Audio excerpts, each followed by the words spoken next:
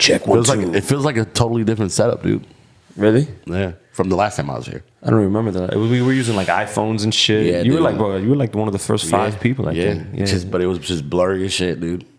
Yeah, right? Yeah. Yo, we did this whole episode and then fucking... How long was it? I think it was like almost 2 hours or something. Yeah, like right? That, and it got blurry and it came out blurry. I didn't know what I was doing. I was still learning the process and we couldn't use it. We scrapped it. And I was like, yo, we're going to run it back, but I wanted to wait a little bit, you know? Yeah. We're about to hit 1,000 subscribers, which is dope. Yeah. Miami on the Rocks, Casey Chopz. Make sure you follow us on Instagram at MIA on the Rocks. Follow us on YouTube. Hit that subscribe button today. My bro, comedian, doing it big in the game. Not that big yet, man. Cisco Duran. Let's be clear. Not that big yet. I didn't do my dishes. So yeah. So I see. What? It's a little rusty on the bottom, but it's all right. No. I was just saying we're drinking water out of a wine glass. Oh no, it's nice though, dude. I'm a classy son. Dude. Pinky up. Pinky up, son. Crazy. So Cisco. So if the people that don't know Cisco Duran, he's a comedian who's been in the game for a minute, and you're based in Miami. You know, you do a lot of stuff in Miami at the Improv. And you're good friends with Carlos Mencia, right? Yeah. I tour with Carlos Mencia. Yeah, tours with Carlos Mencia. So I wanted to have you on, bro. How you been, brother? I'm good, man. Good. Just been working. Been touring the country. Back on the road again. Mm-hmm. You know, thank God everything's starting to open up. I mean, like I kept traveling, but not as much. Mm-hmm. So like before pre-COVID, I was doing 50 weeks a year. During COVID, it went to like 25, maybe. Damn. So where you at right 20, now? 25. I mean, right now we're doing maybe 2-3 weeks a month. Where we used to do every week a month. Yeah. You know, so like next week I'm headed to where am I headed to? I got the Only in Dade show, and then I'm going to Colorado. Okay. Yeah, and then after that, I don't even know, bro. It's just my schedule. I only think about the next week. I never think like, I'm going to Dallas. There you go. Fire. But I'm going to Dallas. But it's picking up for sure. Yeah, we're definitely picking up, you know, and especially the country, like not the countries, the states that have like that started opening up completely, like Dallas. Like Dallas is 100% now. Wow, that's lit. Yeah. I just came back from Vegas. That was stupid. How many local shows do you do at the Improv? Dude, I try to do as many as I can, but I just literally slowed down. So because I was when COVID hit, I started doing a Tuesday show in the patio every single Tuesday. That's right, I remember that. Yeah, and it was sold out every single Tuesday. And then you know they were like, all right, we could do indoor dining. Mm-hmm. So we went inside, and it was like I think the max was like 125, 150 people or something like that for a while. But I felt like I saturated the market, man. Yeah, I was the only one doing stand up down here. That's crazy. I mean, bro, that's how I feel in the DJ game. May of 2021 was the biggest month of my career, bro. I DJed 29 parties, bro. 2020 or 2021? This month right here, right now. That's ending. Was the biggest month of my 12-year career, bro. Get the fuck out of here. I DJed 29 parties in 31 days. Dude, how tired were you after all that? Bro, it's like I feel like I'm a baseball player and I have like games at night, and bro, I'll drink a couple, but yeah, bro. Do you have like an autopilot though? Like when you get up there, like you just already know what you're gonna play no matter what, or do you go or you vibe with the crowd? How does that work? When I'm my mind has like 2 hours of like prime time, like go ham, like we gotta hit him over the head. So the earlier sets and the sets after that I do are more like I'm chilling, you know, like nah, I'm not really, I'm working but not as hard. And then once it's time to turn up, I'm moving records really fast. But that whole moving fast is not sustainable for a 4-hour set. I could do it for half the set. So yeah, for sure. But dude, I saw you at where were we? Coppers. I was at Coppers, bro. Dude. You were killing it, dude. I did. Shout out to Copper Blues. I do the brunch on Sundays. I heard that shit is wild, bro. I have yet to go. I'll be honest with you, bro. That I would say is the most beautiful. I say the most beautiful women in the world live in Miami. Yeah. And then I would also say the most beautiful women in Miami live in Doral. No way. And then I would say the most beautiful women in Doral go to Copper Blue Brunch. Bro, it's like heaven in like sundresses, like at noon, 1 p.m., bro. You're there like. Something about those sundresses, dude. Bro, I don't know what it is. Sundress season, man, is always in Miami. Dude, what's the craziest thing you've seen at the brunch party? At the brunch, bro? I mean, I've heard some crazy stories, but I've never heard a crazy story from brunch. Bro, nothing negative, thank God. No real fights and shit like that. But just drunk. Bro, you'll see like 23-year-old daughters with like 45-year-old moms, and they're both fine as shit, and they're both lit for mom's birthday, and like mom is turning up and the daughter's there. I'm like, yo, that's crazy. It's dude. kind of what heaven is like to me, bro. Dude, I was in Arizona. No, was it Arizona? I forgot what city it was. I was in some city, but like the chick was hot, and then she introduced me to her mom, and I had like fucked the mom the year before. Wow. And I was just like, oh, I can't tell her I fucked her mom, but and then and I scored, and then she was like, you know my mom, and I was like, yeah, we kind of. Damn, so you smashed a mother-daughter combo. Not at the same time, but separately, right, yes, right, yeah. Wow. Yeah, it's fun. It's a fun time. It's nice just to even yeah, just to know that you did that. I've never done that. I was like going through my Rolodex. I was like, definitely haven't done that. Do we still have that? Do we still have Rolodexes? Like, do we not physical Rolodex, of course, but I mean in your phone? Like, do you go through your phone and it's like, okay, let me call Sasha, dude? What is your? It's like 18, 19. What's your body count? I don't know, bro. You don't know? It's up there though, right? It's got to be. Hey, you're a good-looking white dude that speaks Spanish in Miami, dude. Once you lose count, then what's the point? Yeah, like. Yeah, I don't know what my number is, but I know it's above 100. Yeah. I don't know like what the range is, but I know it's above 100. Yeah. Probably around this. Yeah. It's fun though, man. I mean, that's the thing though. Being an entertainer, man, like it's just it's come so much easier. Like I remember before I was a comedian, like it was hard just to even get a girl to kiss me. Yeah. Now it's like but you have the most powerful thing. I mean, we both have the most powerful thing, and that's like making people laugh. Yeah. You know what I'm saying? Dude, like you can make a girl laugh her pants off, bro. Yeah, there's you know what I'm saying? Bunch of memes about that. There's one that's stupid funny. I'm trying to remember. It's like, it's all fun and games until her pants come off or something like that. I don't know. Yeah, it's super funny. If I find it, I'll send it to you. Yeah, but, shit. So what's up with you, man? How's the show's been? You got a bunch of new material now, dude. So yeah, man. I mean, I'm trying not to do COVID shit, because I feel like every fucking comedian has COVID jokes. You know what I'm saying? Like it's just like so. Like when like an election's coming, everyone's got like presidential jokes. It's so stupid. Like I've heard so many Biden jokes. I've heard so many Kamala jokes. and it's just like nothing's original. You know what I'm saying? So like I try to stick with what I know and avoid politics and on top of that, people tend to like when you start doing jokes about politics, you're dividing your fans. That's true. You're dividing the audience. It doesn't matter where you're at. So people are just like, oh, I don't want to hear, like Carlos is, Mencia is not political, but he does touch politics. Right. He makes fun of every president. Right. No matter who it is. Right. But when he does it, like people, especially during this Trump administration, people were walking out, man. Like people were just like, oh, fuck you. Like that's our president, blah, blah, blah. And then now all of a sudden, like it's just shit like that. And now he makes fun of Biden, and everybody's like, I'm okay with it. People are corny for that, bro. Like walking out of a show because they made fun of your president. It's not like what is that? Your father, bro? Yeah. Like come on, bro. And dude, you should see the reason why people walk out sometimes, because it doesn't even have to be politics, right? Like maybe they were too drunk and they didn't understand where this joke is going or didn't give it a chance to get to where it needs to get to. And it just, like, for example, this one lady walked out of the show because Carlos was impersonating a kid with cerebral palsy, right? Or Down syndrome. I think it was Down syndrome, right? But he makes that kid the hero of the joke. That kid is the smart kid. The regular kids are the dumb kids. You know what I'm saying? So It's like, so people don't get it. They just see the impersonation, and they're just like, oh, that's fucked up. Like he's mocking, yeah, and people walk out. They're like, "Well, I have a kid with Down syndrome," and it's like, dude, you don't understand. Like he's making that kid a hero. He's making that kid a fucking genius. Yeah, but people are stupid, bro. People can't think that deep. Like as soon as they want to be offended, like they're like, dude, there's certain cities that we go to, man, that the audience is smart as shit. Because you could tell what I would imagine that's like New York, right? Like bigger cities. I'll tell you the state that impresses me the most the state is Washington. That place really impresses me the most. Washington State, like Washington, Seattle shows. Yeah, Seattle shows. They're very smart. Okay. Washington D.C. is another one. Those people are fucking. They're astute, bro. Like they're on point. You know what I'm saying? Yeah. New York is another one.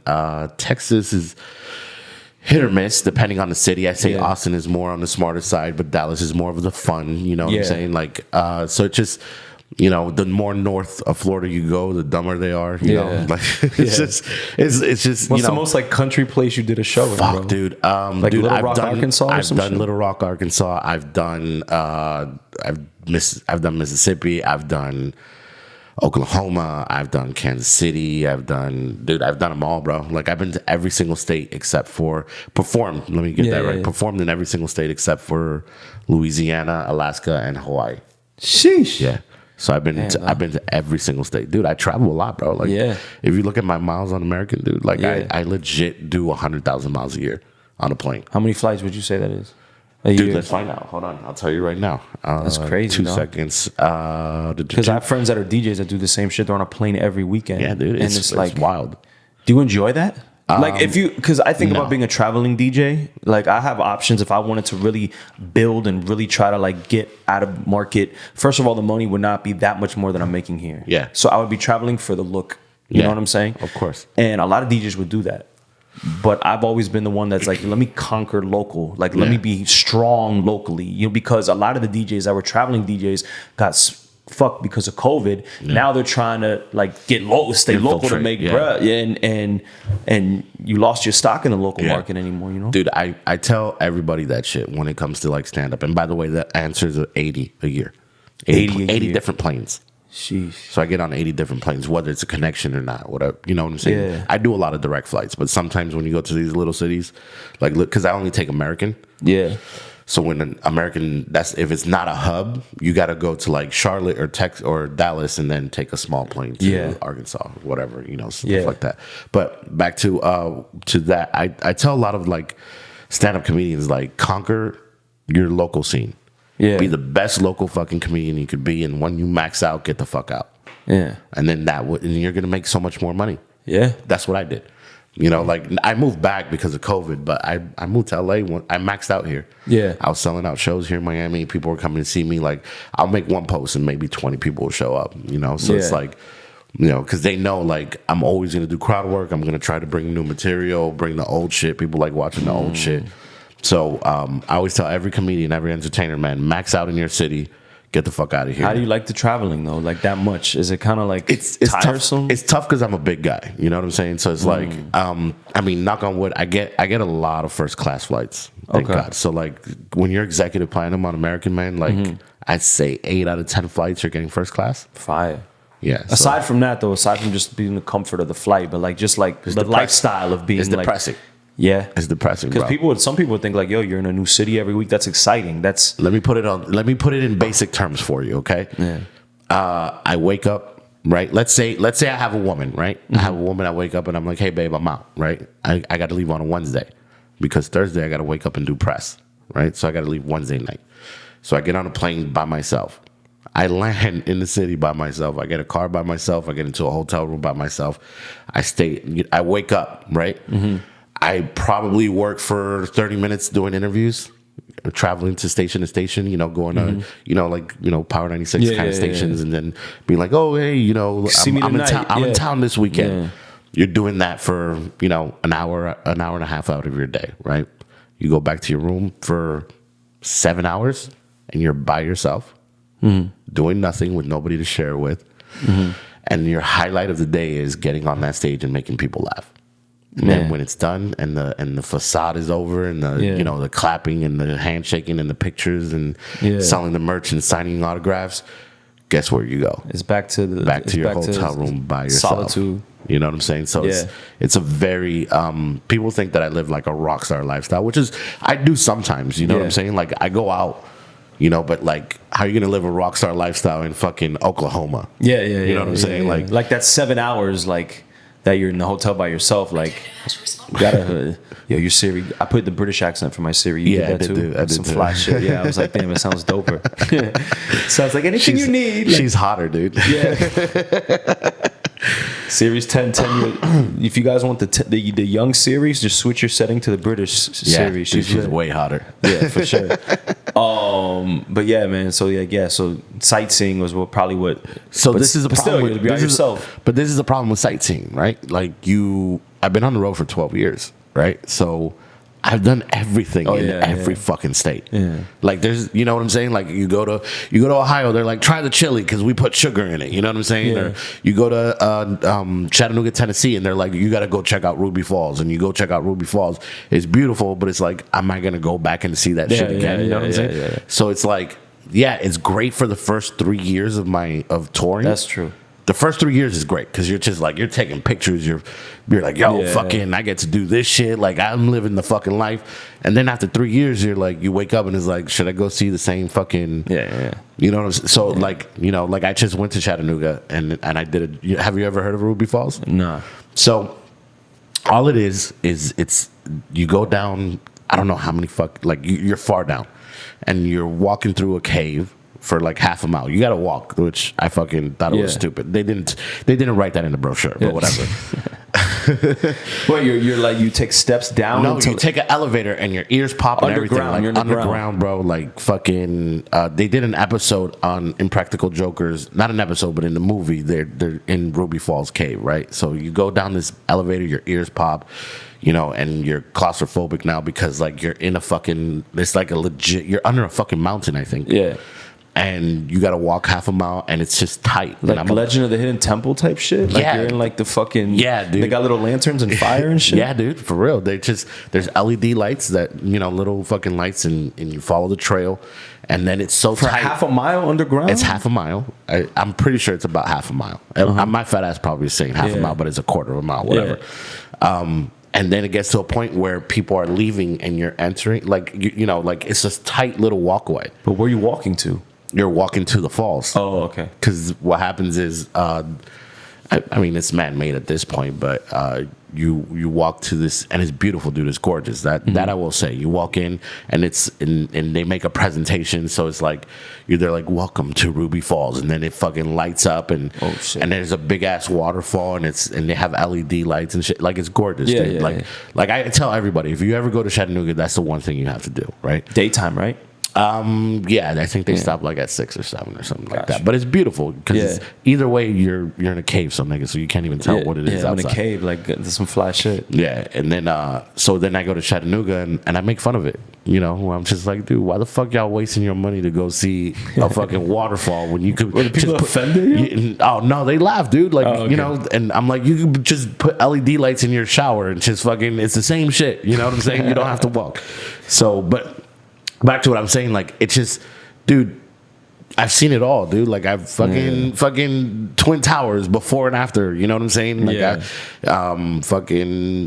just dude, everything. The fucking Statue of Liberty, anything you could name, bro. I've probably done it. You know, so it's just at this point it's hard to really enjoy.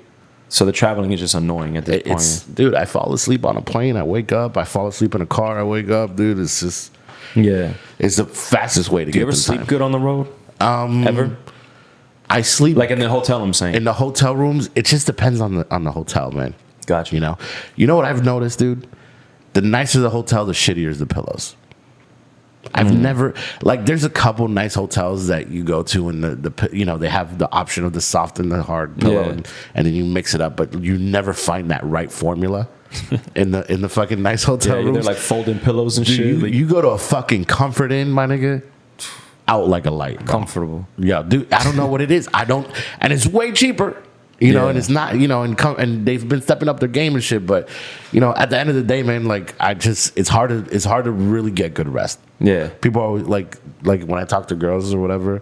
They're like, no FaceTime me, and I'm just like in bed, and they're like, why are you in bed at 3 p.m.? I'm like, you have no idea. Yeah. like I'd love to be home. Yeah. Yeah. Damn, dog. Shit. Yeah. It's tough, dude. It's a depressing. That's why a lot of comics fucking, fucking pills, party, cocaine, whatever it is whatever their outlet is. Yeah. That's just, it's a tough fucking lifestyle. I know DJs the same shit, bro. And I've never been. I like to go to New York, work once a year in New York. I'll go to Colombia, but nah. Yeah, for what, dude? If you're making the same money at home, why are you? Yeah, and I'm not a fan. I'll be honest with you. I'm not a fan of those ignorant people that you run into in those other small-minded cities, bro. I would lose my patience. That's why I have to go to New York. I got to go to Chicago. If you find me in, bro, if you met me doing comedy 12 years ago, I was probably the nicest, like, dude, we could sit down on the couch and have a conversation and be like, yo, this dude must be, like, he's so cool, he's amazing. Dude, I can't hold a conversation with a fucking human anymore, bro. Why? Because it's always going to be the same questions. It's always going to be the same conversation. I know where a conversation is going to go. Yeah. You know, it's like scripted. It sounds scripted. Dude, like, you think about this, bro. I perform in front of at least 1,200 people a week, minimum. Yeah. Right? So, out of those 1,200 people, the people that come up to me and take pictures are going to be like, what made you start doing comedy? Why are you doing comedy now? Who's your inspiration? Just feel like you're getting interviewed.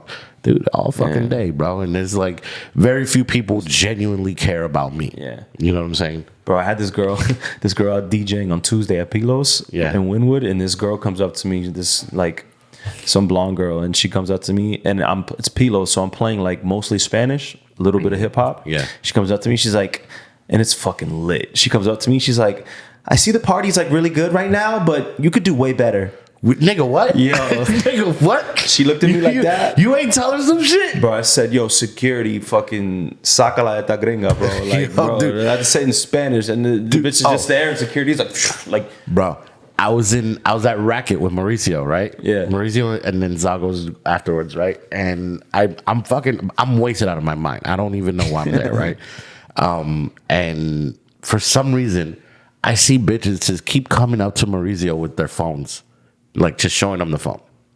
And Mauricio, he looks at it, he's like, all right. So annoying. All right. And I'm like, what the fuck is going on? He goes, music requests, birthday shout outs. And I'm just like, the fuck, like people, bro, really at Brick on Saturday, bro. On Saturdays, this past Saturday, I probably got tapped on my back maybe like 200 times. It's fucking like the tap in the 180, the tap like yes, bam, bam, and I do it to myself because I could be one of those DJs that doesn't talk on a microphone and just play the music. But that's what makes me stand out, and that's what people fuck with me for my mic work too. You know, so like when I'm shouting birthdays out and interacting with the crowd, it plays against me a little bit. Wait, I wanted to ask you though. Now that you brought that up, I saw a video of that. I think you posted it on like IG or some shit like that, where somebody was like copying your like what the fuck was that about? That made a lot of noise, bro. A lot of people like that made. I wanted to hit you up, but I was like, let's let all these other motherfuckers. That made a lot of people feel away, bro. Bro. So I was doing this Copper Blue brunch before the pandemic, and I would do every other week, bi-weekly, and I would rotate with another DJ, young kid. Yeah. So on the weeks that I was working and he wasn't, he would go and watch me. Okay. Right. So then I do a thing on the mic. I'm not saying I invented fucking a certain shot. Yeah. There's a certain you're a comedian, you know. It's almost like a little script that I've designed that I do in certain songs. Like, yo, I'm gonna say this before this song, and you know, certain things. So I have my little script. Yeah. And someone sends me a video of this DJ doing at a club that doesn't fuck with me. He's at the club, and someone sends me a video of him doing my whole shit. Get the fuck out of here. My whole shit, bro. How tight did you get, dude? You must have been pissed. I was so mad, bro. I was like, and not mad because he's young, you know what I'm saying? But like, and we're all inspired by the people we look up to. Of course, like, I fuck with Camilo heavy, like, you know, but it's like, there's a difference between being inspired and straight plagiarism, bro. Like taking, take one thing, but you took line for line for line for line. And he did it. And I was like, yo, and he does it, and you don't hear anything. It's crickets, no reaction from the crowd. Really? Yes. Dude, and then I have a fucking video of this, my shit. Yeah. Copper Blue, like, so I'm like, all right, I'm gonna post both of them, and I'm gonna go, yo, can y'all distinguish from what the real shit is and the fake shit, bro? And dude, how much shit did you get in trouble for that? Did you get in trouble for it at all, or trouble? Like, not trouble, but like did you get? It made some people feel away. Pushback from other DJs. Put it like this: it made me not friends with another person because of it. That's whack. Fuck them. Like, that person felt a way that was this is between me and this DJ. Yeah. So you want to come in and like and. Bro, I'll be honest. Damn, this is mad chatty patty. I might just fucking cut this shit out, bro. But there's a DJ on my like. Don't say names. No names. I did that, and he's in my comments. I feel you. I agree with you. These DJs, these young DJs, they just, you know, they're jacking. Boom. Then someone sends me another video a couple days later of that DJ in your comments of that DJ talking shit about me on the microphone in the club. Dude pulls up the pic. Yo, I almost got into a fight at the club. I can't imagine. Dude, bro, I can't imagine DJs having beef like that, bro. Bro, because it's dog eat dog right now, and Yeah. I'm working 29, bro. I'm flexing on everybody. I'm doing 29 parties dude. but people can't go around like these. Like, it's cool. Like, these young DJs look up to me, but you cannot go around doing my shit in the market. You know what I'm saying? Yeah, for like, sure, bro. Like, bro, like some DJs I get inspired from, they're from other cities, and okay, I'm with that, but I'm gonna tweak this. I'm gonna do this a little bit. I'll do this a different way. You know, and these DJs just come and just fucking do Cisco. You could you could start a party saying Cisco Shack, and one of these young DJs will make a party called Cisco Shack.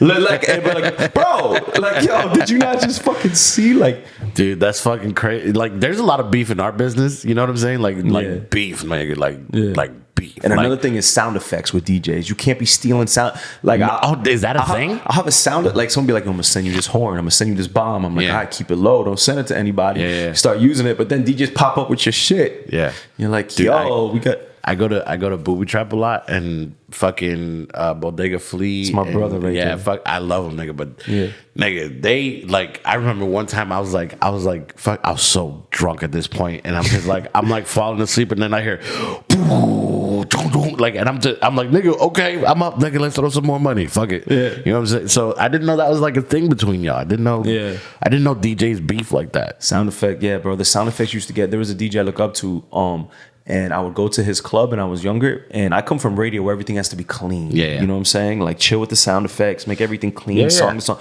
I would go into this club, and it sounded like you heard bombs. It sounded like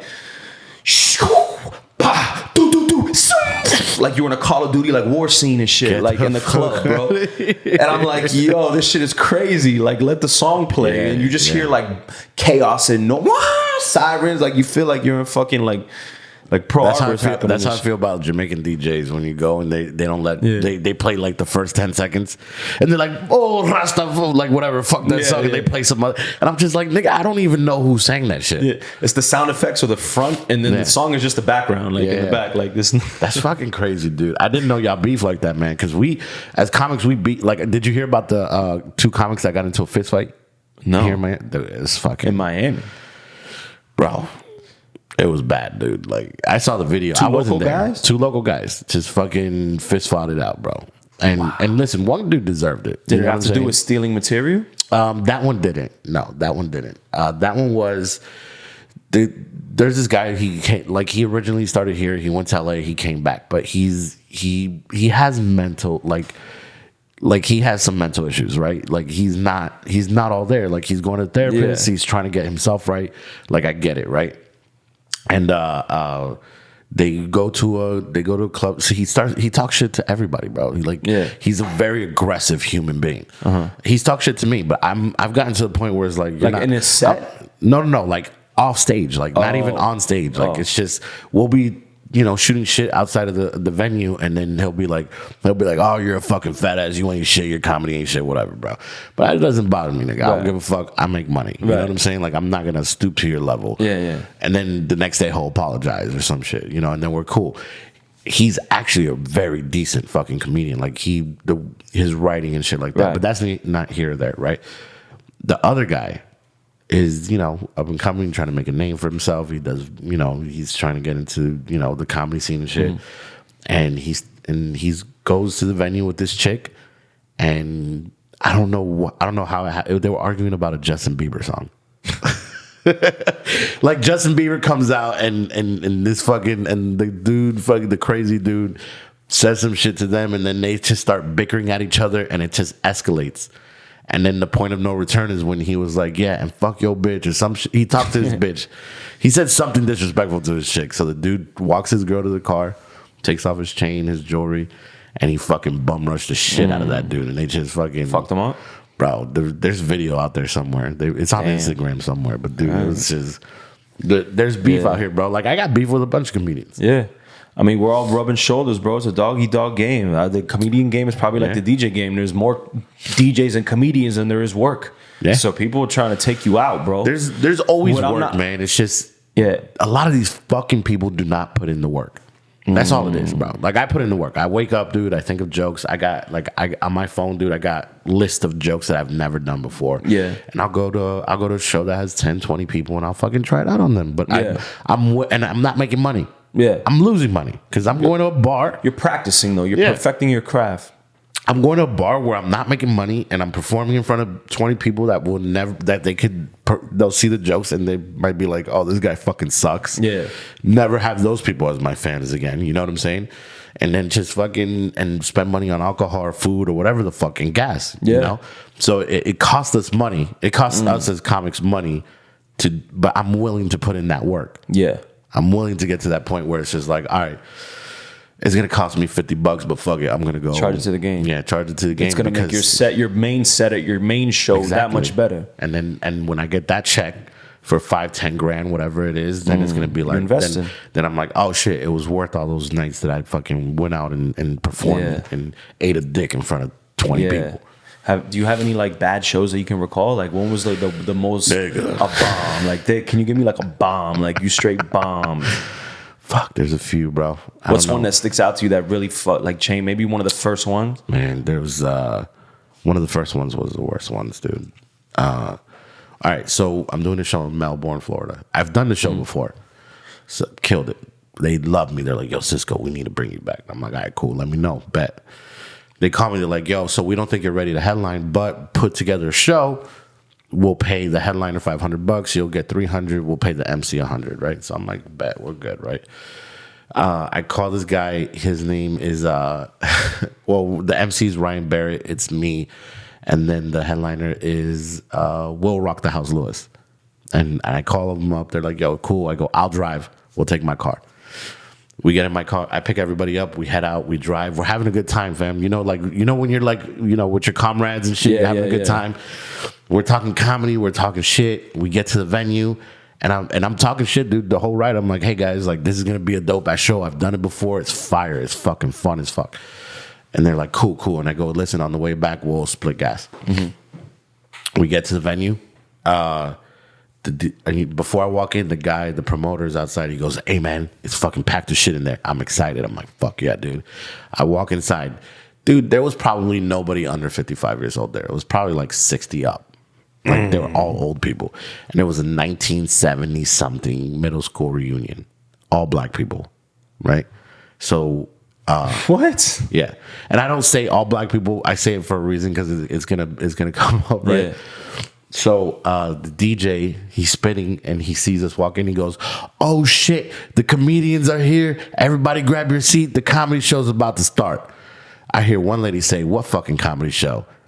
And this other dude, mid dance dude goes, man, fuck that comedy show. At that point, my balls just fucking went back into my body. So I huddled up with the boys and I was like, hey man, listen, we came all this way. Yeah. Let's fucking give it all we got. MC goes up, does 10 minutes and eats the biggest dick I've ever seen him eat. Right? I go up and 30 minutes of silence. But the thing is, and as I'm sure in your business, right? If they tell you, yo, your set's 2 hours, you got to do those 2 hours. If not, you're not gonna get paid. Right.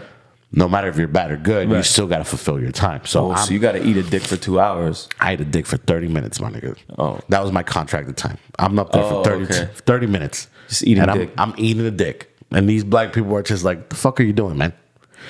And I'm just like, hey, man, I don't want to do this as much as you don't want to hear this shit, right? Yo, you know what's crazy is that I'm the opposite. That when I walk into, for me DJing, when I walk into a room and it's all black people, I know I'm about to body it. Yeah. Like, yo, my like cookout set is crazy. Like, bro, I go into my Shaka Khan bag. Like, bro, I've had, when I like, I'm talking about like Cafe Guana brunch. Oh, shit. Like back when it's like, bro, pimps with the hats on and just bro. With the gator shoes. Yeah, bro, gator shoes. And bro, 40-year-old black women love me, bro. Like musically, I could...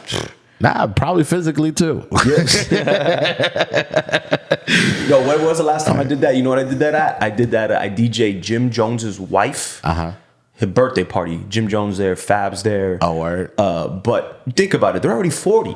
Yeah. So it's like, so I'm playing like, you know, that old R&B, and then I'll get into the Shaka Khan, and then like, bro, killing it. And the women like, damn, like I seen vibe. I'm like, yo, this is like, why is my biggest comfort zone like the 40-year-old black woman set? You know what I'm saying? I love that music, bro. Like, I love it too, bro. All right, so check this out. So the story's not even over, bro. It gets worse, by the way. I go up. I'm fucking. Everybody's you could just feel it. That the tension is like you could cut it, right? The headliner goes up, and he's, dude's a murderer. He's funny, you know. He goes up and he goes, all right. White dude? Spanish no, dude? Black as fuck with the hat. With the fucking, he looks like a fat pimp. Okay. You know what I'm saying? And he's cockeyed too. So he's just like you're just like, nigga, who you staring at? Whatever, right? So he gets on stage and he goes, Florida. He goes, Florida. That's Spanish for Jesus Christ is fucking hot. These are fucking Christian black people. Yeah. The moment they heard this nigga say, Jesus Christ is fucking hot, all I heard in the back was, boo, nigga. Yo, when I tell you this nigga dropped the mic and walked off after that joke, like he was supposed to do 45 minutes. He did a minute. Wow, it's like getting knocked out in the first round, bro. Bro, he was. and I'm the asshole, so I'm in the back dying laughing because I enjoy seeing niggas fail. Yeah. Because it's funny to me. I failed. Like we it's inevitable, bro. You're gonna fail. You're never gonna have 100% of a a good set. You know what I'm saying? Like I'm sure there's sets where you're just like, ugh, that was rough, nigga. You know what I'm saying? So we all get in the car. I get paid. The MC gets paid. The headliner doesn't get paid. And we're in the car driving back, and it's quiet as fuck, dude. Like there's no music playing, there's no conversation. Like the vibe is 100% different. And this is how much of an asshole I am. I'm driving, and then about 30 minutes into it, I look at, because he's in the passenger seat. I go, hey man, you got that gas money? Nigga got no money, and I was just like, hey, can you get that gas money for me, bro, please? Damn, bro. That was one of the worst ones. Another one was at the Miami Improv in the old Coconut Grove with what's his nigga's name? Benji Brown. You ever been to those shows on a Tuesday? No. Hood. I believe it. Like, nigga, that's when Rick Ross was, Rick Ross and fucking Trick Daddy and Pitbull. Pitbull before he became commercial Pitbull. You know what I'm saying? Like, with the braids and all that shit, bro. You bombed? Dude, no. I murdered for 15 minutes. And then I did a joke where I said, I'm not black. I'm Latino, right? But it was different. Like, it was set up fucked up. Like, I'm young, you know what I'm saying? Yeah. And, and I just saw one dude in the back get up. He goes, boo, motherfucker. And I look and I see just like a bunch of golds in that section. And I go, good night, ladies and gentlemen. I walked the fuck off and got in my car. And I didn't even get my check that night. It's been real. It's been fun, but it hasn't been real fun. I got a lot of bombing stories, man. It's just, it's inevitable, bro. Yeah. Nothing in this life is guaranteed. You're gonna lose a game, bro. Like no one goes undefeated, bro. Nah, like, dude, fuck no, dude. Other than the Dolphins, but in 1972, that'll never happen again. Yeah, dude. It's just. But I tell everybody, man, you're going to fucking fuck up. And it's key how you respond to that, bro. Because a lot of people are afraid to fail. That's why they don't get up into that point to be able to be successful because they're afraid meeting those those failures. I had a female comic quit because biker gang fucking tried the shit out of her, and we were doing a fucking comedy show at a strip club, and a biker gang was fucking with them, fucking with her. And then I go up and I fucking demolish them, and then a fist fight ensues right after me, and then she quit and she never did comedy after that, man. Yeah, bro. I had two. I'm not gonna say name. I had two of the biggest legends and people that I look up to, DJs in the game, tell me I'm not good enough. You're gonna get that, bro. But your idols tell you. I've had my idols tell me I'm not good enough, bro. Imagine if I was that, but bro, the battery that puts in your back, bro. But see, someone like me, it puts the battery in the back. Some people. That's what I'm saying. Only people like you and me that could hear something like that and actually take that and turn it into a positive. Most people would just be like, oh, then I'm just gonna quit. Yeah. And you know how many times niggas told me like, nigga, you're not funny. Yeah. Or you're doing too much crowd work, or you're doing too many fat jokes, or you're doing too many blah blah blah. And I'm like, nigga, let me do me. Yeah. Let me figure me out. Yeah. And the thing for me is I noticed too, just growing up playing sports and shit, is that the DJ game, you know how there was beef, how you said we were talking about like DJ beef. It's actually the opposite. It's too friendly. Yeah. So it's a little too so I'm the guy who's always like, saying little things to like get a little more competitive edge. I've always needed an enemy to make me go harder. You know what I'm saying? I'll even make fake enemies in my head, bro, that don't exist to like put the battery in my back. Dude, I do the same shit. I got an enemy not right now. He don't even know we're enemies. Yeah. I don't talk to the niggas. Yeah. I wish him well, but nigga, I'm gonna do better than you. Yeah. You know what I'm saying? Trying to take you out. That's just the nature of man, bro. Trying to take the next man out, whether it's war, whether it's anything, bro. Like dude, ever since I caught somebody stealing my joke word for word, my mission was to shit on that nigga. He don't know it. He don't know that I'm fucking doing what I'm doing right now, but it's just like I'm waiting for that moment just to be like. There's certain time. For example, I was DJing at Pilos, and it's etiquette. It's DJ etiquette that you have the opener and you have the headliner. Yeah, and the opener shouldn't do the shit that you do. The headliner. It's at DJ etiquette that the opener is supposed to save the hits for the headliner. Yeah. Like the new hot like smoke, the hot shit. The hottest shit, you save that for the headliner. You don't burn the headliner, right? So this DJ came, he moved from Chicago. Mad DJs are moving here, by the way. Yeah. Like half of New York, half of Chicago. Like, so these young DJs are in the circuit moving and shaking, opening for me, right? This DJ comes in and plays all the hits before I get on Pilos. Get the fuck out of here. All of them. And I recollected to a story that I remember when I was a JIT.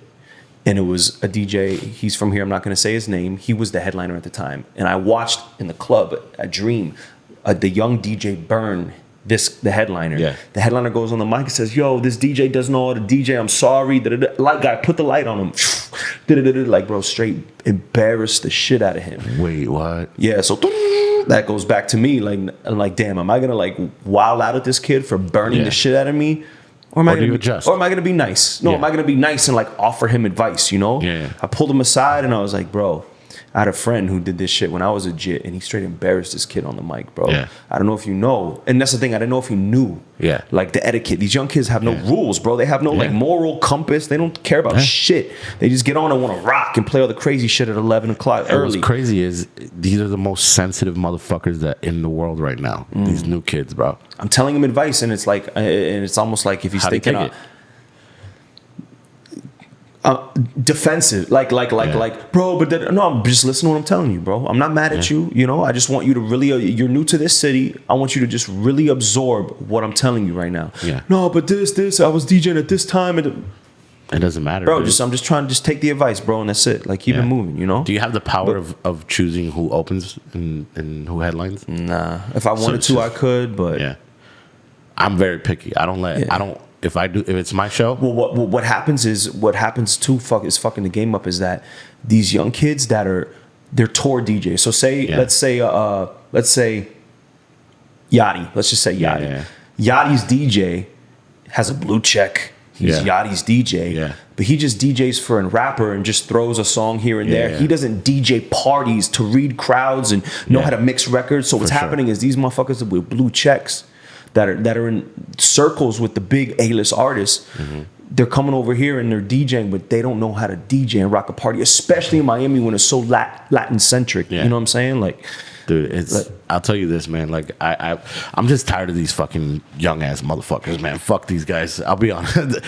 I can't stand them anymore, bro. You know what it is, bro? Is that they don't have, in every sense of the word, they don't have father figures, bro. Whether it's literal, whether it's OGs, I can't blame them. They don't have no OGs. They don't have father figures. So that's when I come to the side and I flex. But it's like I'm flexing, like I'm gonna do some tough love type shit to you, you know. And if you take it the wrong way and it's smoke, it's smoke. But I'm doing it out of love, and I'm gonna let you know I'm doing it out of love. Like, you know what I'm saying? Like, dude, it's just I still fuck them, dude. I don't have the patience anymore, bro.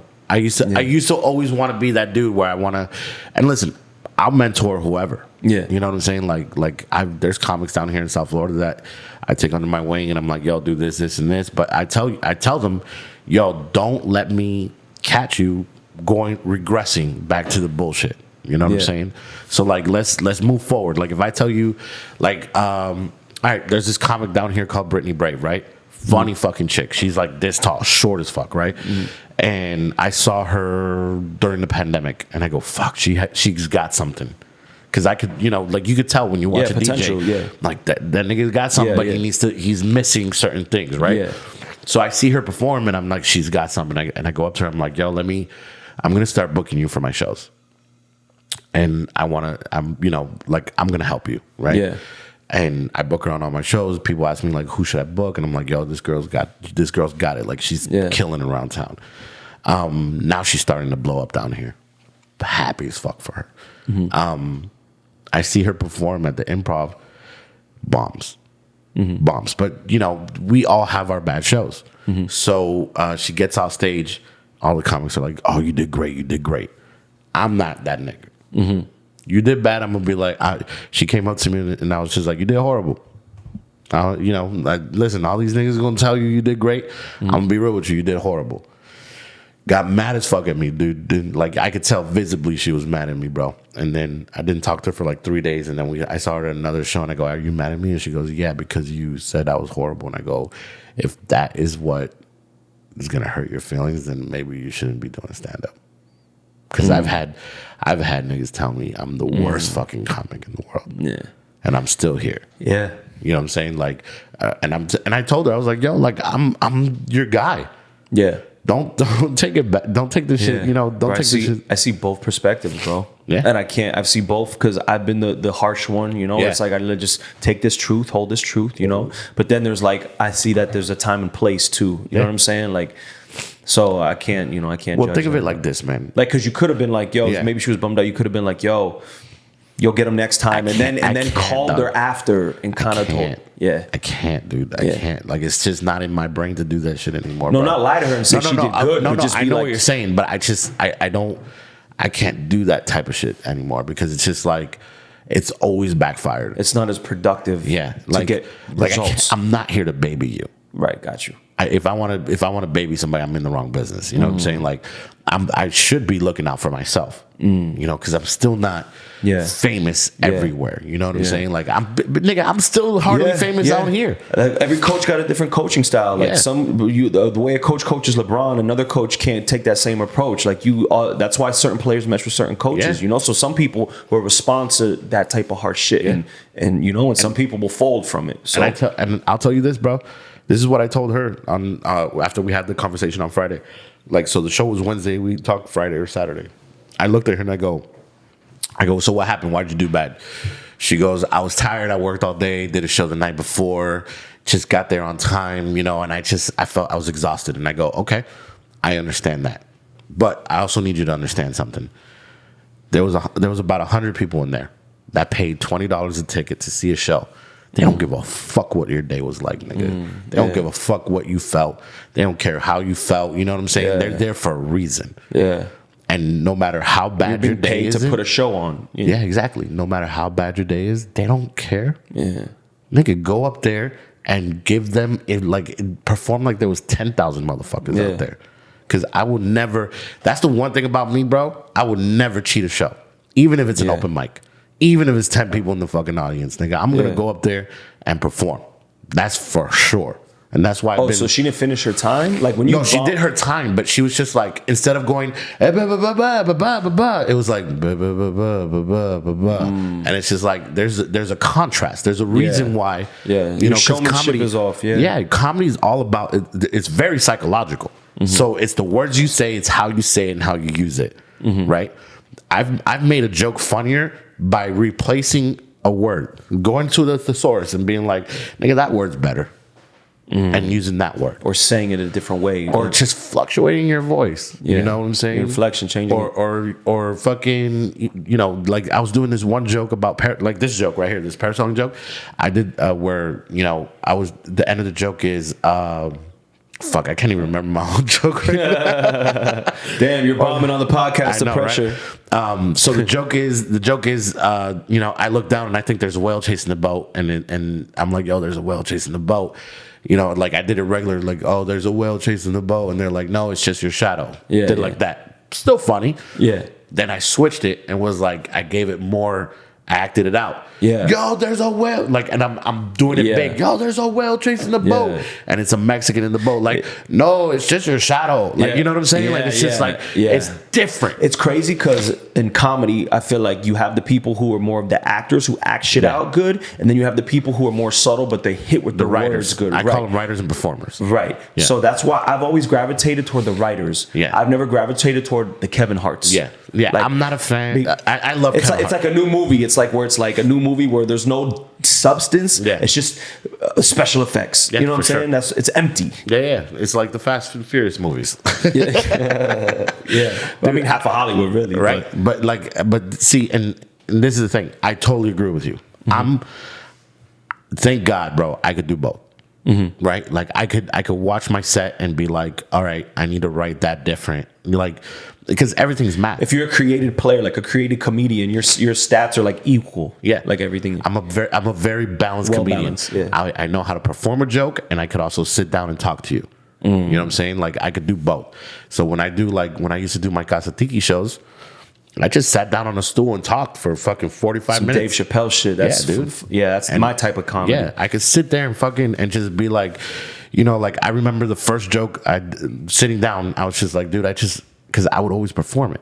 And I remember doing the first show at the Casa Tiki, and I was like, I'm gonna sit down, dude. I just wanna, I got these shits that I gotta get out of my mind. And the first shit I said was, I think my sister's pussy's ball. Crowd just fucking loses their shit. And then I go into why I think my sister got bomb ass pussy. And then they're just like, oh shit, that's crazy. You know what I'm saying? Like shit, like, you know, like I could just attack them from a psychological standpoint. Yeah, you know? yeah. Where, and you know, and then I think the next time I sat up there and I was just like, my mom's an asshole because she don't let me fuck bitches in her house, even though I'm paying the more. You know what I'm saying? Yeah, it's just, yeah. Now I'm attacking it from a different perspective. So Got you. So it's just, you know, but a lot of people need to understand the two different things about, like you said, the writers and the performers. Very rare would you get that hybrid. Very rare. Like Carlos is an amazing performer. Mencia, amazing performer, and he also writes. Like he's an amazing writer, right? But he's a way better performer than he is a writer, right? Great writer, anyways. Right. So just, you know, let's get that out of the way. Do comedians have like ghostwriters for them and shit? Like how the music industry is, where someone that can sing but can't write, they'll have someone write their shit for them? Think about Kevin Hart. Kevin Hart has a team of writers. You know, like when Kevin Hart was doing his last special, not the one that he did during COVID, the previous one, he would go to comedy clubs, right? Sell out. He'll sell out on Monday through Wednesday, do 2-3 shows a night, and his writers are in the back. And they're usually his openers. So you got Spank, you got Naeem Lynn, you got Harry and Joey Wells. You drop as the opener comedies like DJs for me. That's crazy. They're really good friends of mine. So it's like, you know, like Joey Wells gave me my first TV credit with Kevin Hart. So you know, like that's why it's like I'm always grateful to those guys because my very first TV credit was Comedy Central with Kevin Hart. Fire. So so Kevin Hart's in the back. I'm sorry, not Kevin Hart. His openers are in the back. After they perform, they sit in the back. They watch Kevin Hart perform, and they're jotting notes. Damn, like scouts in the stands and shit. They're jotting notes. And when the show's over, they go to the green room. They all huddle up. They're like, "Hey, man, you got to do this, this, and this, and this." And the one thing that I respect about Kevin Hart is that motherfucker is, he performs.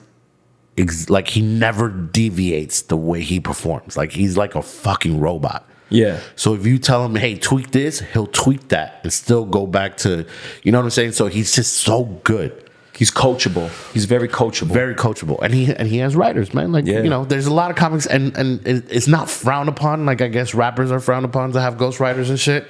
But we don't, you know, like I got some people that write jokes for me, or they'll call and be like, "Hey, man, I think this joke would be great for you." You know, like I've written jokes for Carlos where I'm like, I can't do that joke. Yeah, you know, like there's a joke where it's just like, you know, Biden's not gonna make it all 4 fucking years. You know, let's be real. The nigga's 86 years old. The nigga's Is that not a bet we're betting on? That's crazy, dude. And you know, and that's and it's like, and my personal opinion is, I don't think he's gonna make it 4 years.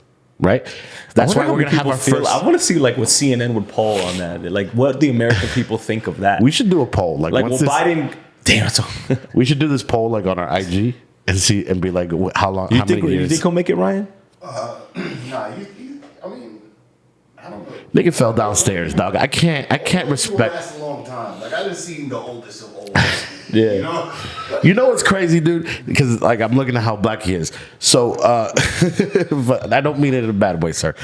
Why is it that when Obama was right before he got into office, he looked young as shit? He was young. Yeah. Then he looked old as fuck for 8 years. Yeah. Like the nigga looked like he was about to die. Yeah, like white hairs and shit. Yeah, like the dude looked like he should have retired years ago. Yeah. And then the moment he left the office, like, doesn't he look young again, dude? Like the motherfucker's shooting hoops and running down the fucking Hawaii beach like fucking whatever 9120 or whatever the fuck that show is. Damn. Like Baywatch. Like the niggas is running down the beach like Baywatch. Is like fucking looking young and tight and shit. Yo, that's hilarious. Bro, I'm on the 5th. Yo, so I've been getting Asian massages. You getting the happy endings though? This is the problem. Today was massage number 5. Yo, because we talked about it in the last podcast with my homegirl. And so I'm just providing the listeners an update. It's been massage number 5. Okay. And it hasn't happened yet. But we're getting closer. But why are you going to the same place, nigga? Explore. But the thing is, listen, every time I get the massage, she takes off an article of clothing more. So this time I was... Wait, she gets naked or you get naked? I get naked. Okay. So now the first one, I'm in my boxers. Yeah. Second one, I'm in my boxers. Third one, she takes my boxers off. Fourth one, she takes my boxers off and she's like rubbing my ass, bro. Like is she hot? I'm just with my eyes closed, picturing like an Asian porn or some shit. But I'm waiting, and she's rubbing my head, so I'm there rock hard, bro. The next one, she's gonna put a condom on, but not fuck you. Yo, that's what she's basically doing now because she knows what she's doing, and then she'll be like, "All done." So I'm trying to figure out how do I hint at it because, like, all right, okay. So I'm an expert in this. Okay, Okay. I go to a lot of. I used to. I don't go anymore, but I used to go to a lot of massage parlors when I was on the road. All right. Number one, how is it? Do they have a door or is it curtains? It's a door. It's a door. All right, so they do dirty shit there. Let's get that out of the way. You look like a cop, probably. That's why. Yeah, I know. But she saw my tattoo and shit. It doesn't matter, nigga. Cops got tattoos. I know. All right, so that's number one. If they have a door, they are fucking and sucking in there. Okay, that's real shit. Number two, what kind of oils does she have? Kind of what? Like, does she have the oil right here on her thing, or does she got to go get it? I think she goes gets it. She goes gets it. Okay, damn, that's a good. Yeah, she got the bottle right there on the shelf, and you know. Okay, and then all right. How many towels are in the room? She gotta go. She always in the middle of the massage runs out to the hallway to get a towel and comes back. Right, not that big of a deal. Okay, this is what you need to do, son. And she got the hot towel too. Oh yeah, they fucking and sucking, son. All right, if they got the hot one, that's so you can get cleaned up, and when you go home to your woman and your wife or whatever, you don't smell like fucking that oil shit. Okay, this is what you need to do. When she's massaging you and you're here in the front and she I'm comes touchy, to the front, so I'm moaning. I'm like, like that's creepy, nigga. Don't do that. Don't do that. That's when she's just like, nigga, I'm not. It's not worth the $40 extra. This is what you need to do, bro. When she comes to the front and she's doing your shoulders and your head's right there, and she bends over and her titties are like on your back right here.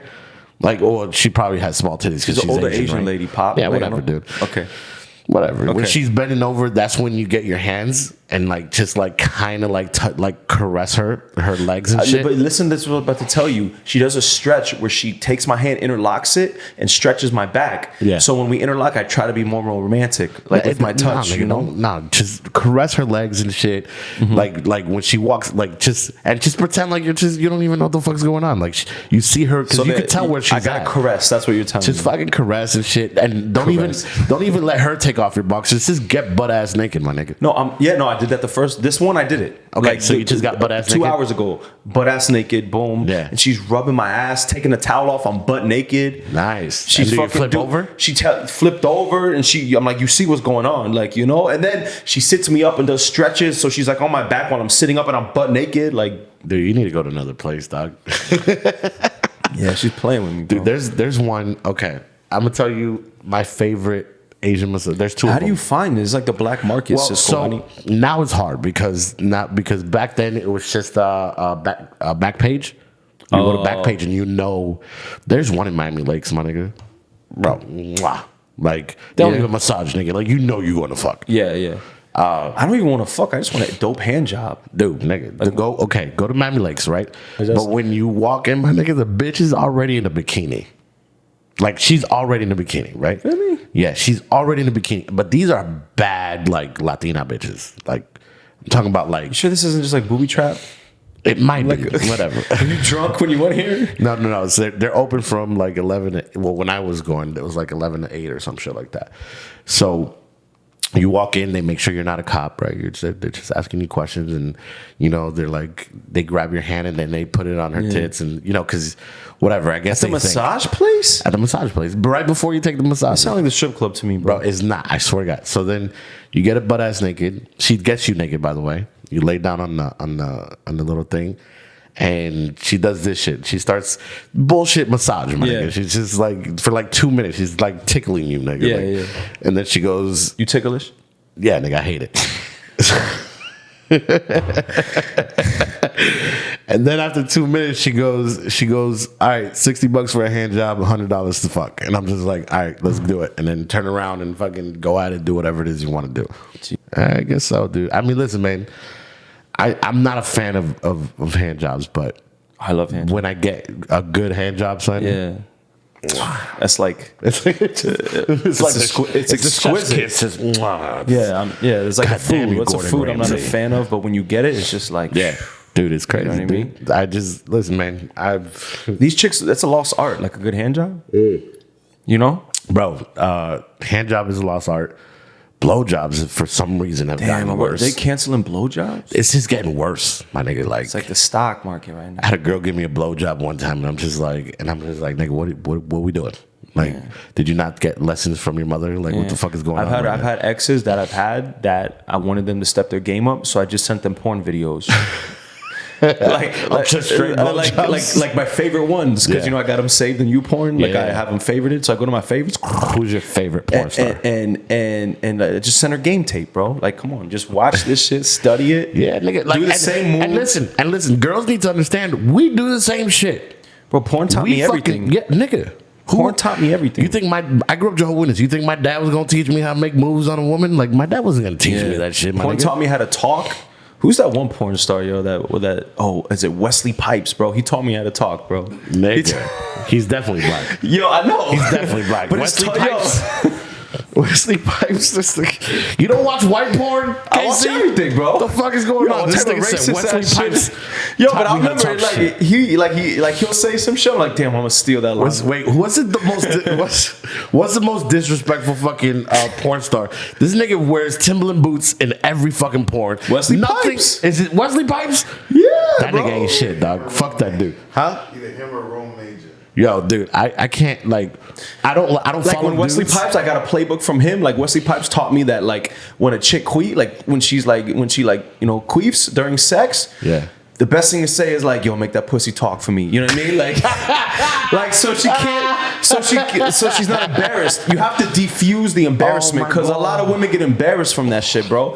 So you have to have a line. When she queefs, you gotta hit her with a line. Like, I gotta use that line. Like, I like it when it talks to me. Don't worry. Like, dude, when a girl queefs, I'm just like, oh, I love that shit. That's all you know what I'm saying? Like, yeah. I don't like it, nigga. Is it bad though? Does that mean there's too much air and we're not doing our job? No, or is that or we're doing a good job because of? I think it's just I think queefing comes from too much air. Like when the dick comes out too much and you're pumping in too much air. Right. That's when queefing happens. But does that mean that mean you have a small dick, or does it mean you have a big? No, that means you have a decent sized dick. Dude. Okay. Because you just so it's like when you're fucking her and then you do that one move where you're trying to like ram it in. But you accidentally let it all out, and you're just like, "Fuck, bitch, hold on," and then you adjust and you put it back in. And there's air, or she has a big pussy. One of the two. Yeah. Where like you're fucking her and there's air coming in from the side. It's filtering. Why are you doing like a diagram? I'm trying to show with your fingers and shit. I'm disgusting, nigga. All right, listen. Feels like a diagram, dude. I do nothing all day but jerk off in my hotel room, nigga. Yeah. I've seen some pornos. Yeah, no, I feel you, bro. Have you ever? Who's your favorite porn star? Who does that? Lil D does that shit where he has like the. Nigga, I watch porno, nigga. What the fuck? We talking that shit like the rappers. Who's your favorite porn star of all time? All right, so Lil D, this is what he do, right? He got like 2 cameras, and then he has the iPhone. It's like N1 mixtapes. You want to see you get moves and shit from that shit. Porn taught me everything I know. Like people say, I mean, I think it can get to a point where it's bad for you. Yeah, but no, I've gotten to the point where it's bad for me. I know for a fact that listen, it's not healthy where I'm at. No, I'm not healthy. There's the no fat movement. I detox from porn and jacking off the same way I detox from smoking weed and shit. I can't, like, dude. You got when it comes to porno, I can't stop. It's just an addiction like anything else. It's very much an addiction, dude. And it's one of the worst ones. And it's one of the worst ones because it makes you lazy, bro. It makes you not want to do shit with your day. Oh, I still want to do shit. Oh, well, not me, bro. To get my day started, I need to jerk off. Like if I'm high, if I smoke and do that, the double, I'm lazy. Like I'm done for the day. When I'm drunk, I gotta jerk off or fuck. Oh yeah, because then it's a waste of liquor. When I wake up, I gotta jerk off or fuck. Yeah, just to get my day started. Like I had sex with this chick one time and we fucked. We were drunk fucking. You know what I'm saying? So like we were fucking for hours, and then we woke up like 3 hours later, and I had to go to work, and like, oh, I'm sorry, I had to catch a plane, and I was just like, yo, I'm down to fuck one more time. What's up? And she was like, really? And I'm like, yeah, I need this nut before I go. For the flight, the pre-nut flight, the pre-flight nut, the pre-flight nut. You know what I'm saying? Wow. But no, right now I've been. I'll tell you this though, I've been celibate for about 3-4 months or something like that. So I haven't fucked a girl in a while. Bro, but jerking off though, nigga, I ain't stopping that. Those periods are good. My dick getting that hammer, nigga. You know what I'm that's saying? why I haven't had a girl pregnant, because I jerk off so much that I don't have enough sperm. Maybe me too. I don't think swim that's in there. Scientifically adequate to say that. But I'm pretty sure that's what it is, dude. What? Yeah. Dude, if I jerk off okay, hold on. If I jerk off 3 times a day, the 4th time that I actually fuck that day, I'm gonna have enough sperm. You're putting off like 20,000 sperm. It takes 1 sperm to fertilize. Nigga, my sperm is fat and lazy, son. There's McDonald's sperm in there, son. I got obese sperm. They get in there and they're just like, nigga, where's the drive-through? Yeah, that's the kind of sperm I got, nigga. Unless that pussy got a hamburger in her fucking egg, dog. Them niggas ain't fucking with that shit. Bacon, egg, and cheese ain't fucking with that. You know how many girls I've nutted in and never had a baby? I'm really? 34. Dude, I remember last year during COVID, I fucked this one chick. It's hard to get a girl pregnant, dog. It's only like 2 days out of the whole month. I mean, obviously there's exceptions, but for the most part, 2 days out of the whole month is when she could get pregnant. Ovulating. Yeah. You know, that's why I say, let me see your app before I fuck. Like, yo, how crazy! Yo, how genius is that though? Like, we should make an app where their phones touch. And you could just see sync ovulation information. Ovulation information, dude. Instead of her showing it, just be like, bitch, okay, today's not a good day. This is your ovulation calendar. Yeah, dude, how fucking crazy would that be? But you know what's crazy, bro? Is that since I've watched porn so much and it taught me so much, I don't want to come in girls. I'd rather do some porno shit and like, let me come on your tits. Like, and that excites me more. Nothing for me. Really? Coming on tits and dude, it's so weird. It does nothing. Like I've done it a lot, dude. Like I'm talking about like I'm about to come and then she says like, give it to me. Like I like dumping it. I like dumping it in a chick. Okay. It makes me feel my toes curl, like don't do that. Don't do that to the camera again. Don't do that to the camera again, Cisco. Jesus Christ. Dude, I love porno, dude. But I'm telling you, like, I like dumping it, dude. It's a gift and a curse. You gotta use it as it's like a drug, and drugs can help you, or too much, and it could start to like, This is my camera right here, right? Yeah. Hey, ladies, if there's any single ladies watching this, I want you to know, fat people are amazing in bed. Okay. Do you have any cool tricks? Like, what are some things you got to do? Like, I got 3 moves, nigga. That's all I got. Yeah. I'm sure you got more because you're skinny. I'm not flexible like that, right? Like we got 3 moves. No. Like but you're not as big as me, nigga. But I'm saying it's not that we don't have like we watch have. Watch out. What did I do? No, the chair bumped the. Oh shit! No, behind you. Yeah, you're good. So it's not that we don't have more than 3, but there's 3 moves, nigga, that when you get those 3 moves, you're gonna be like, nigga, that's the move right there. The go-to. So you got doggy style, obviously, right? Yeah. You got missionary at the edge of the bed. That's my go-to. Look, that height is so important. I literally bought my bed, nigga, because of the height of it. You know what I do when I go by a bed? I stand at the edge of the bed. And I'm just like, okay, maybe is this the right? I'm like, I could drop the dick at this angle and still be, it's my bed's got to be, fuckable height. Yeah, I choose my hotel depending on the fucking bed. Wow, you know what I'm saying? Like, like my bed can't be low. Yeah, because nigga, I'm not doing that shit. Yeah, it's got to be like, hold on, let me see. So wait. Let me see. Hold on. So it's gotta be a little lower than this. Okay. A little lower than And what's the this. third move? Scissoring. So those what? 3 moves. What? You see, look, dude. Some Like, fat guy that's- shit. Why do you do It's some scissor fat shit? guy shit, dude. But we could do other positions, but those are the 3 best ones. And 20 seconds come out, you know I hate to interrupt during No, go ahead. but fat dudes fuck better. Nigga. That's what we tell. Nah, bro. Yeah, I tell Bro. bitches this all the time. You Look, listen. If a girl fucks, Y'all, check this out. I'm gonna fuck his ass up y'all right don't now. have the abs to be able to plank and do the shit where you're pushing up We over don't need her. it. You want to know need why? abs. We have the fucking. We got this shit right here. Nigga. What is We- that? What is that, bro? Gravity, nigga. It's a seesaw, nigga. It's a teeter totter, son. Yeah, but y'all don't have the core. You guys don't have the core muscles I to don't flex need to it. be able to drop it in. You know what I mean? I don't need Like it. you got to give her the whole weight. Nigga, I could squat right now. I could do 30 squats in front of you right now, nigga. Like I got the core. Okay, and you want to know why? You want to know why, girls? And listen, if there's any ladies watching this, I want you to know this is why I'm better at fucking than this nigga. I eat everything. So do I. Are you crazy? Yo, You're an my tongue exception. goes You're an exception. everywhere, bro. You're an exception. Yo. Well, you're black. Do you eat ass? No, I don't need it. You see, black people don't eat ass. Really? Black people don't eat. Yo, I know Jamaicans and You other people ask- don't you- even eat pussy. you ask 10 black dudes if they eat ass, 8 of them was gonna say no. I mean, I'm not gonna eat any ass. Like I'll eat the Wait, best. why? Like, huh? Why? What are you looking at me like I'm crazy because I won't eat every ass that I see? Oh no. Okay, that's what you meant. My bad. I thought you said. If I'm smashing 10 girls, I'm only eating maybe 2 of them their asses. well, they gotta pass the. They gotta pass the test. The ass you know what I'm eat saying? test? The fuck is Yeah. that? All right. So this is what I like to do. All right. If I don't know the girl and I'm down to eat ass that day, I make sure my hotel room's got what they call a tub. Okay. Mm-hmm. I put that bitch on hot. Don't even mix that shit with cold. Just put that bitch on hot. I like to, like, it's kind of like Burn the germs as soon as like. it's kind of like chitlins, right? So you gotta you gotta burn all the diseases in that shit, right? Just let her. I'm the baby. Just Wait, you're trying to tell her to marinate in that shit? just marinate in that shit real quick, right? And clean out her system. You know what I'm saying? Make sure it's all good. Take a shower, clean it out again, and then I'll taste that 9-volt 9-volt asshole because it tastes like battery or a fucking old ass penny. Nah, it doesn't taste like anything if it's fresh out the shower.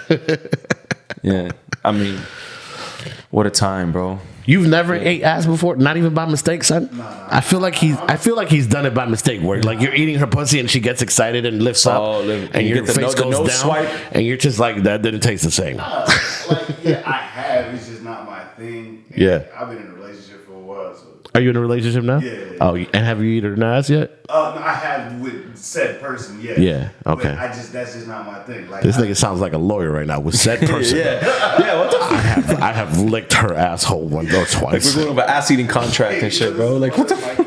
They It signed- says they here in the signed- contract that said person who is eating ass is not reliable to They fucking signed an NDA and shit. Like, don't ever talk about this ass eating situation. non-disclosure ass eating. Because you could just imagine it's gonna be. I never fucked a 6-foot chick. You have you? I climbed the A mountain before. WNBA player hollered at me at the club the other day. Nigga, and you didn't take it down? It was a Sunday. I wouldn't drink that What? much. It's God's day. What are you talking about? I wasn't in the mood to fuck a 6'3", 4 chick. Nigga, it's And not even heels, that. you look like a monster, bro. Yeah, but let her take her fucking shit off and then cut that bitch down. Nigga, just listen, man. Fuck, ain't nothing wrong. Like, tall bitches need love too, man. Yeah, You know? I just never been with one. Like, This is not the city for tall chicks. We got to go to like Texas and Houston and shit. yeah. I mean, where was I? I was in Arizona. There was a lot of tall people. I mean, not Arizona. Not even Texas, dude, because it's mainly Mexicans. Oh. And Mexicans are very short. Yeah, you got to go to like. Las Vegas, there was a lot of tall people. New York Yeah. is pretty tall. I mean, it just all depends, man. Yeah. But I've taken down some tall. I fucked a midget. That's crazy. I've never done that. Just fucking, yeah, it was fine. I felt like J-Mac. Did he do that? No. You ever seen You ever seen J Mac just how he lifts bitches up and then he's just fucking them? That's my new move. Dude, I can't do that shit. So when I was fucking a midget, I was like, yeah, I'm J Mac, and I was just Because you could. Damn, that's like picking up the 10-pound dumbbells. You fucking. that's fucked up. You can't. I got a nice. Don't tell me dick, about dude. it. It's just not circumcised. That's all it is, dude. So it's just This what niggas like y'all fucking circumcised. Y'all fucking shaming non-circumcised niggas in Nah, this bitch. bro, we're not racist. We're not fucking. Wait, are you Dominican? Is that like your real background? Or Do I look Dominican to you, no. bro? Hell no. But I've seen a lot of white motherfuckers that are Dominican. Dominican Toto changed my life, bro. That's what it is. It made me learn a whole new language, bro. Bro, I don't fuck with Dominican bitches because they're crazy. I'll do whatever. Dude, I can't do it. I'll risk it all. I won't. I'll I risk it can't. all. If she's fine, because don't get it twisted, not just any Dominican. Like, Yeah. you know, but I'm cutting all this out, Jesus Christ. But What do we got? Like 30 minutes of fucking podcast that we could use? We're at You 100. keep cutting everything out. no, we're at 120. We're at 100. We're good. We're at an hour and 20 minutes. We should wrap this shit up. Nigga, we can keep talking about this we're shit. I don't talking give a fuck. about I got stupid shit. nowhere else to go. Yeah. Shit, Cisco, tell everybody where they can follow you, bro. Man, I'm Cisco Duran 305 everywhere. My website, Cisco Duran, CISCO, not Thong Song Cisco. Please, I get that shit a lot. Cisco with a C. Huh? CISCO, yeah, man. Because my name's Francisco, so you take the Fran out and it's just Cisco. It's so much easier. So it's Cisco Duran. Just filmed my HBO special, comes out in September. Filming another one in September in San Antonio, Texas. So Is that your first HBO special? that's my first HBO special. Congratulations, Yeah. bro. That's Yeah, fire, I did a Comedy Central 5-minute special, but that did nothing. This one's a 15-minute HBO special, and then Fire. we're gonna be working on a 30-minute in an hour. So Good shit. get me while I'm cheap, nigga. Because Talk your shit, bro. once that price goes up, you know what I'm Yeah. saying. It's not gonna be the same no more. Talk That's about for sure. it. And you got plug your merch too. You just dropped your Yeah, shit. just drop my merch. It's you guys got to see the joke to get it, but it's online, so it's That's just, dope. You put your joke on a shirt. Yeah. Has anyone ever done that? few people, you know. okay. But That's but like it's a visualization of the joke. So Yeah, I I've don't- never seen that before. That's Usually dope. people write it out. This is like if you're a fan of mine, you know where this is from. You know the joke. So I went parasailing. You know, not here in America because they got weight limits. I went Yeah. to Mexico because they don't give a fuck about weight limits. Yeah. And then, they gave me shit because they were like, I don't know if it's going to work, because Yeah. you're fat and you might die and shit. Yeah. And then I finally got in the air, thought it was a whale. And they Yeah. were like, no, it's just your shadow. So so that's where that merch came from. There it is, bro. But yeah, it's on my website, CiscoDuran.com.